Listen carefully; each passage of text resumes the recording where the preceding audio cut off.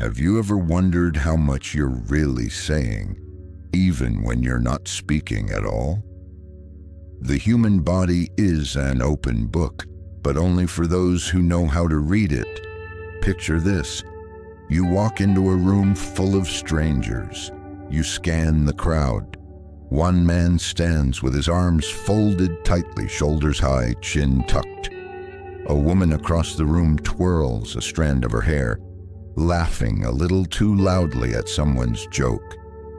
In seconds, without even thinking about it, you already feel who's nervous, who's confident, and who's trying just a little too hard.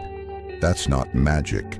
That's body language, the most ancient, powerful, and honest form of communication we have. And here's the twist. Even when your words lie, your body usually tells the truth. Studies show that over 65% of our communication is nonverbal. Not what we say, but how we say it, with our face, our hands, our posture. Let me tell you a story. In 1955, a man named Dr. Albert Mehrabian conducted a series of experiments. He discovered that when it comes to conveying feelings and attitudes, only 7% comes from the actual words, 38% comes from the tone of voice, and an incredible 55% comes from body language. Think about that. You could say, "I'm fine," but your crossed arms, your tense jaw, and your downcast eyes could be screaming, "I'm not fine." Now, let's go deeper. Let's talk about micro-expressions, the split-second flashes of emotion that leak out before you even have time to hide them. Imagine a poker player at $1 million table. He smiles, but for a fraction of a second, his eyebrows twitch upwards. That tiny flash, that's fear, that's doubt, that's a micro-expression, a leak from the subconscious mind. Micro-expressions are universal. A man in New York, a woman in Tokyo, a child in Kenya.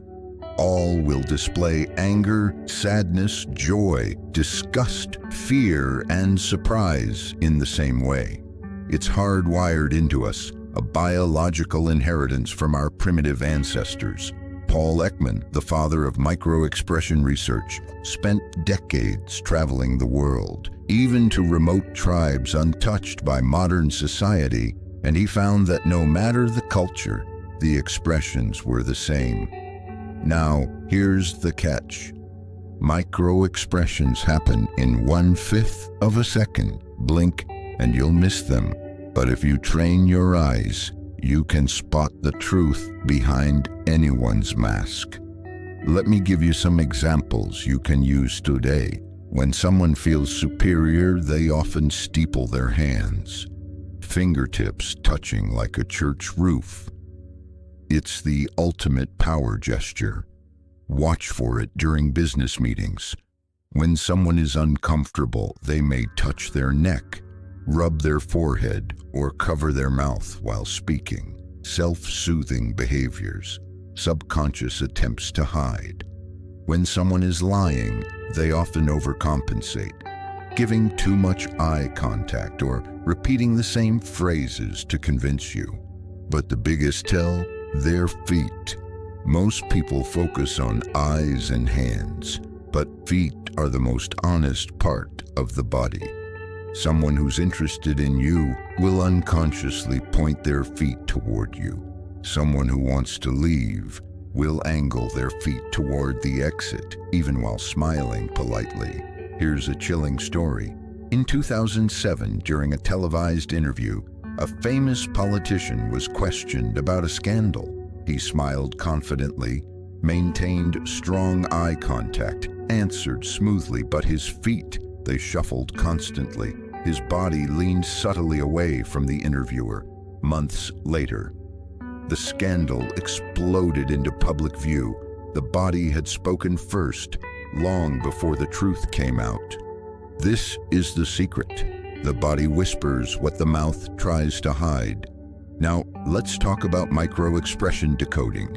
Here's a quick crash course. Surprise.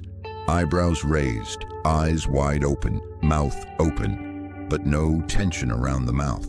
Fear. Eyebrows raised and drawn together, wrinkles in the forehead, eyes wide, lips stretched horizontally. Anger. Eyebrows lowered and drawn together, glaring eyes, lips pressed tightly together or in a sneer. Disgust. Nose wrinkling, upper lip raised. Imagine smelling something rotten. Sadness. Drooping upper eyelids, downward gaze, lip corners pulled down slightly. Happiness. Duchenne smile, mouth corners up, cheeks raised, crow's feet, wrinkles around the eyes. Fake smiles don't crinkle the eyes. And here's a secret weapon. If you want to detect a fake smile, don't look at the mouth, look at the eyes. Real happiness contracts the muscles around the eyes, creating small wrinkles.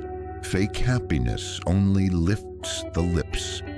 Let me take you deeper into storytelling now. Imagine you're in a negotiation. Across the table, your counterpart beams a wide smile. But just before the smile, you catch it. A micro expression of contempt, a sneer, a one-sided mouth lift.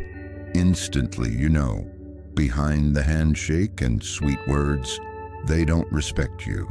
They're planning something. That one flash can change the entire outcome, if you're sharp enough to notice it.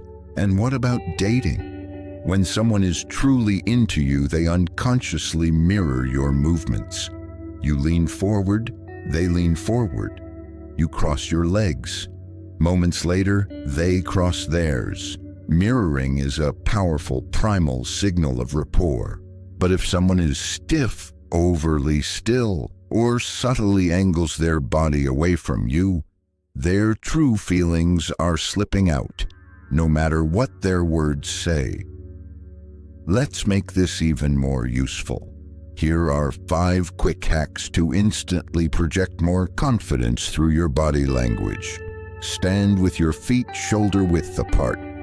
Grounded stance equals powerful presence. Expose your palms when you speak. Palm-up gestures signal openness and honesty. Hold strong, steady eye contact, but don't stare. The 50-70 rule: hold eye contact 50% while speaking, 70% while listening. Slow your movements. Fast, jittery movements betray nervousness.